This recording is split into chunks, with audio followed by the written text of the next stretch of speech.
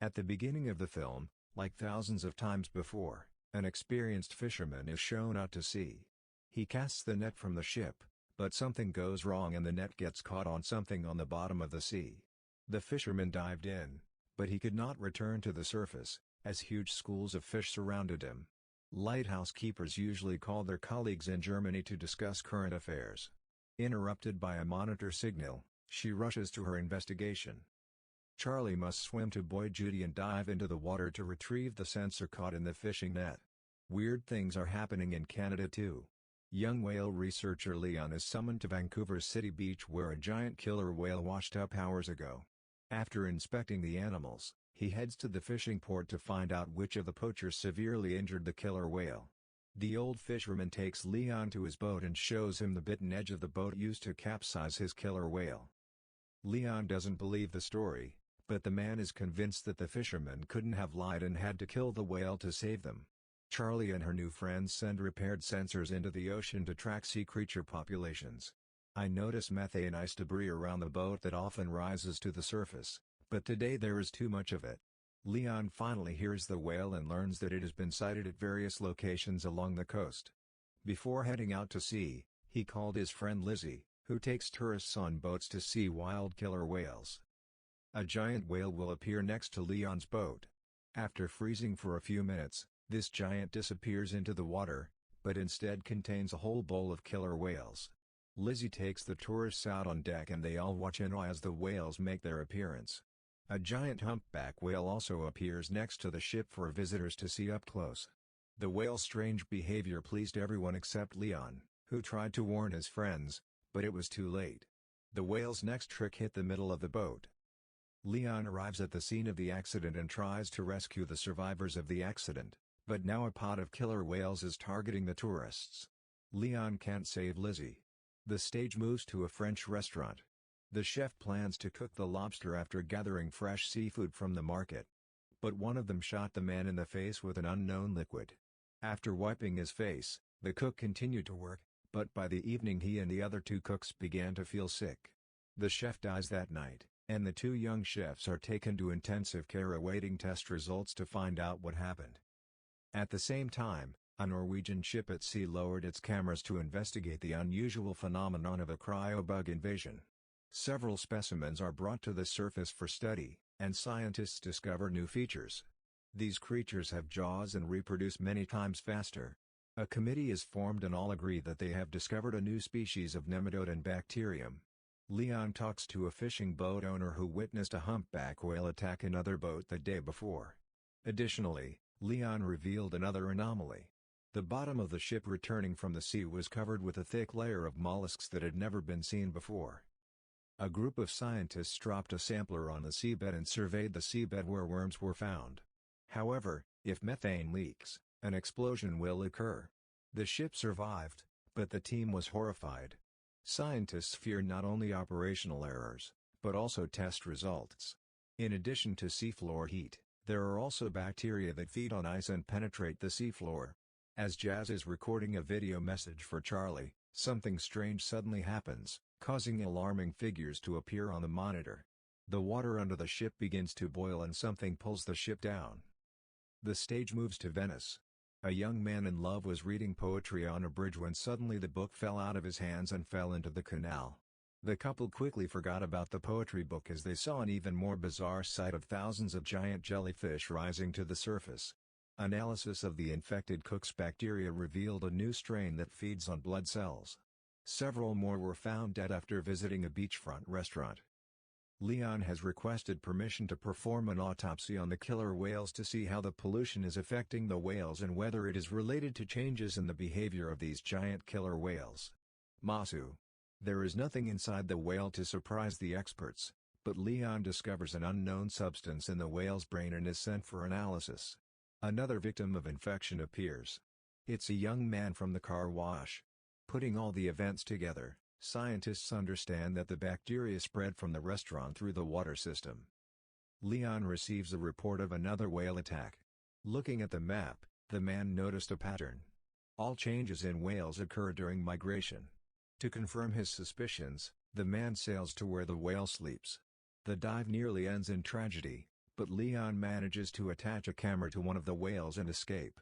Leon learned that the Japanese had also discovered the worm, but they were in no hurry to report it to the world. Camera recordings are checked simultaneously in his 2 laboratories. Leon's footage shows the pod descending to the bottom, where a strange light greets them. A new incident occurs on a beach far away from the incident. A horde of crabs crawls out on the streets of a small village. Another undersea shot finally lifts the veil of mystery. It turns out that one of the oil and gas companies was drilling into the ice in an off-limits area, damaging the seafloor for kilometers. Leon had to slip through a fence into a guarded harbor area to retrieve more artillery shells from the ship for analysis, but was caught by guards and arrested. In the morning, Mr. Sato, the Japanese owner of the ship, contacted Leon. He asks the man not to enter his realm in this manner again, but he promises to grant him access to all study materials. Charlie has now received the message Jess recorded minutes before the tragedy. As the emotions subsided, the girl managed to notice some peculiarities in the shot, such as the glow behind the porthole. Crabs surfaced around the world are delivered to the laboratory. As expected, they too are filled with a strange substance that drains blood cells at an alarming rate. Charlie watched the video repeatedly and couldn't figure out what else was wrong. Ultimately, the girl's hearing picks up sounds very similar to those recorded in the deep sea. The girl contacts her lab and shows her some of the recordings that have caught her attention, but her strict boss Catalina rejects all ideas of the scientist, saying that the sounds in the various recordings are just random noise. Without developing any incredible theories, she orders Charlie to finish the job and close the station for the winter. But after she cools down and carefully considers Charlie's words, Catalina decides to test this hypothesis nonetheless. A group of scientists and a helicopter carrying deep-sea equipment land on the island. The device was brought to the island by Chigger, and after giving it to Charlie, he is about to leave the island. But at the same time, mainland scientists receive urgent reports. They managed to reach Seeger and told them that a terrible tsunami was approaching the coast. Those who have seen it with their own eyes understand that there is no chance of survival. Chigger manages to warn Charlie and they leave. Scientists reported at the conference that the found bacterium was intentionally infecting people and that soon everyone would have to evacuate far from water sources. Leon tries to warn his fishing buddies about this, but none of them want to live on land, preferring to die in familiar surroundings. Raheem meets Leon at the lab to attend a scientific conference. The smartest people gather to discuss what's going on, and most agree that there are forces at work trying to push humanity out of the sea. Only Katerina is against everyone else. She refuses to give up her knowledge and beliefs that she has acquired through her years of experience. So she ordered the group to seek a logical, science-based explanation, despite her leader's objections. A group of scientists pitched their theory to the public, convincing governments that bacteria-infected marine life was deliberately attacking humans. They even give the new intelligence a name. But such an interpretation only arouses cynicism among government officials, who suggest finding a more scientific solution to the problem than dealing with an unknown intelligence agency. Astrophysicist Samantha Grove comes to the aid of the scientists. Unlike politicians, she carefully studies this report and agrees that the strange sounds of various recordings contain all the hallmarks of an unknown world language. Additionally, her team successfully picked up the exact same signal from Antarctica. Another influential Japanese, Mifno, also believed in Chigger's theory and agreed to fund his company in hopes of saving the world. Sigurd convenes the team and informs them about the start of the mission. He suggests that everyone think carefully and assess the risks. Those who want to go all the way will have to wait for an expedition to the North Pole in 48 hours. The scientists say goodbye to their loved ones and return home to warn them of their departure. Many relatives are trying to persuade them to stay, but everyone understands that this is their last chance to straighten things out. Scientists calculate that the greatest concentration of intelligent bacteria is in one of the Antarctic valleys, where they may have continued to live for millions of years. Before that, the company prepares the contact, everyone does their part and interviews the young journalist. Eventually, the ship's equipment begins to jam, and scientists prepare to pick up signals from the mysterious creature. Sarah Mifno's assistant, sitting next to Leon at the table, said he would never have believed his theory had it not been for her superiors proving over the years that his intuition never betrayed him. "I confess I wouldn't have. Samantha makes a plan. She intends to add the human child's cries to the creature's audio signal and send the recording back to the Secret Service to indicate that it is ready for communication. Charlie asks his colleague to take him to the bottom of the sea on a scuba dive. The ship anchors and the scientists start sending voice messages. Meanwhile, the intrepid couple board the capsule and prepare to dive. The whole team is waiting for some kind of reaction, and eventually movement appears on the radar and the sensor picks up a beep. The capsule team tries to report to Captain Bridge that the fan has failed and they are running out of oxygen. However, communication fails. Chief Pilot Luther is ready to return, but Charlie notices the movement and turns off the lights to see what happens next. Even on board I notice something approaching. Chigger insists the captain recall the submarine, but is unable to contact the crew. Not wanting to take any more risks, Luther lifts the boat onto the ship. A hatch opens to store the capsule in its own compartment. At that moment, Charlie noticed a strange glow around him, but didn't tell anyone about it. Meanwhile, Samantha reports that she has been contacted. The sound signal returned and the child's crying changed, indicating that the bacteria understood the human message. Dr. Chase is looking for ways to treat people who are already infected with bacteria. Luther told journalists that he could see nothing in the deep sea, and that everything Charlie saw was probably a figment of her imagination, equated with the whole notion of intelligence. Still, Samantha tries to decode her ER message and wrap it up into a response signal that the agency can understand. During her stay in the compartment with the capsule, the journalist noticed a glow in the pool. The lights on the ship go out and the commotion begins. When everything is restored, the captain sees the dead journalist lying on the monitor.